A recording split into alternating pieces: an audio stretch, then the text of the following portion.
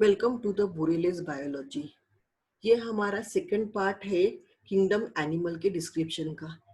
इसके पहले पार्ट में हमने phylum Porifera, Cnidaria and Platyhelminthes के बारे में डिस्क्राइब किया था।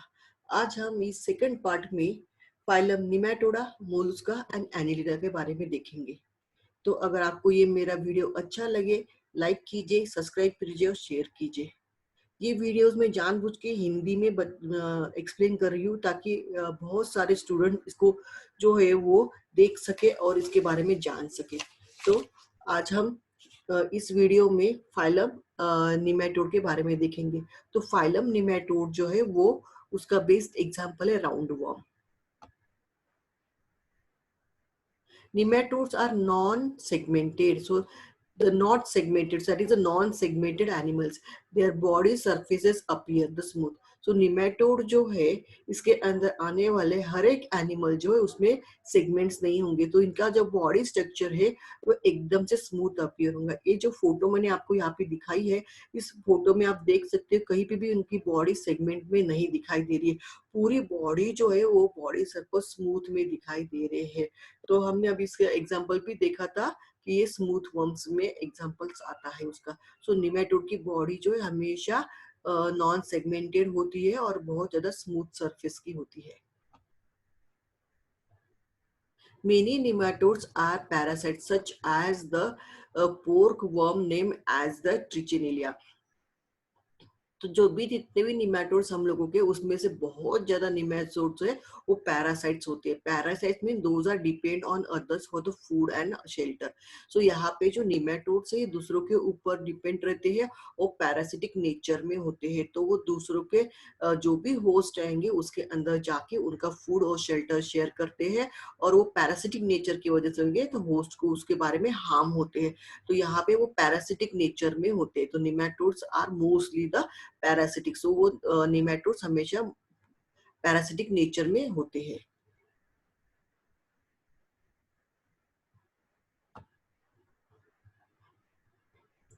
Nematodes have the complete digestive tract with the mouth at the one end where the food enter and opening at the other end it is to the waste exist. So nematode जो है हमारा बहुत ज्यादा developed हुआ animal है जिसके अंदर हमारे निमेटोड्स में डाइजेस्टिव ट्रैक आपको देखने को मिलेगी, जिसमें एक एंड पे उनका माउथ होगा और उसके बाद में उनके अंदर एक पूरी तरह से कंप्लीट ट्रैक्ट बना होगा जिसे हम लोग इंटेस्टाइन और इसोफेगस भी कह सकते हैं, जिसके अंदर उनका फूड जो है वो डाइजेस्टिव सिस्टम का वर्क करेगा, डाइजेस्ट होगा और सबसे लास्ट में एंड में एक उनको छोटा सा होल होगा, वहां से वो वेस्ट जो है वो एग्जिट कर देंगे।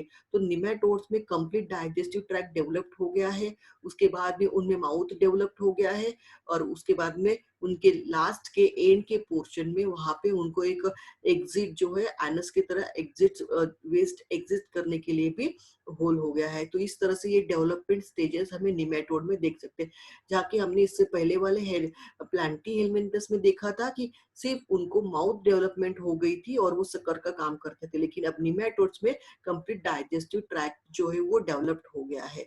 तो उनको एक माउथ है जहाँ से फूड एंटर होगा, उनको एक एग्जिट है जहाँ से वेस्ट जो है वो एग्जिट हो जाएगा। तो ये पूरी तरह से कंप्लीट डाइजेस्टिव सिस्टम होगी। तो यहाँ देखिए एक फोटो दिखाया है मैंने आपको, इस फोटो में आपको दिखाई दे रहा है ये माउथ है जहाँ से वो फूड को एंटर करेंगे, उसके बाद में ये इसोफेगस और इंटेस्टाइनल स्ट्रक्चर है जहाँ से उनका फूड पास होगा और वन बाय वन उसकी डाइजेस्टिव प्रोसेस होती जाएंगी और सबसे एंड में उनको एक एग्जिस्ट होल होगा, वहां से वो जब जो भी वेस्ट होगा उसको एग्जिस्ट कर देंगे। उसके बाद में निमेटोड के बाद में हमारा नेक्स्ट फाइलम आता है Mollusca. In the case of Mollusca there is example is most probably examples, इसके अंदर आने वाले सभी एग्जांपल्स जो है clams, snails, squids and octopus, ये सभी एग्जांपल्स हमारे फाइलम मोलुस्का में आते हैं। Most mollusca have the hard shell covering their soft bodies. Mollusca के अंदर जितने भी एनिमल्स आएंगे उनकी बॉडी बहुत ज्यादा सॉफ्ट होती है और प्रोटेक्शन के लिए मोलुस्का के ऊपर एक हार्ड शेल बना हुआ रहता है। तो ये जो तीन फोटोज मैंने आप लोगों के लिए यहाँ पे लगाई है, तीनों फोटो में आप देख सकते हो, तो ये जो है हार्ड शेल से और उसके अंदर जो है सॉफ्ट एनिमल रहता है। तो इस तरह से मोलुस्का का स्ट्रक्चर होता है। Then clams have the wedge-shaped muscular foot used for the locomotion. अब इन एनिमल्स में थोड़े से फूड डेवलपमेंट आप लोगों को दिखाई देंगे. इनमें एक छोटा सा फूड डेवलपमेंट होता है जिसको वो लोग लोकोमोशंस के लिए यूज कर सकते हैं. इसके पहले हमने जो निमेटोड्स, प्लांटीहेल्मिथस, निडारिया और पोरीफेरा देखा, इनमें ये सभी डेवलपमेंट नहीं थे. तो ये जो हमारा फाइलम है इसके अंदर आप लोगों को एक और डेवलपमेंट दिखाई देंगी जिसमें थोड़े से फूड डेवलप्ड हो गए और वो फूड के वजह से थोड़ा सा लोकोमोशन कर सकते हैं. Mollusca breathe by means of the gills. अब यहाँ पे रेस्पिरेटरी सिस्टम भी डेवलप्ड हो गई है.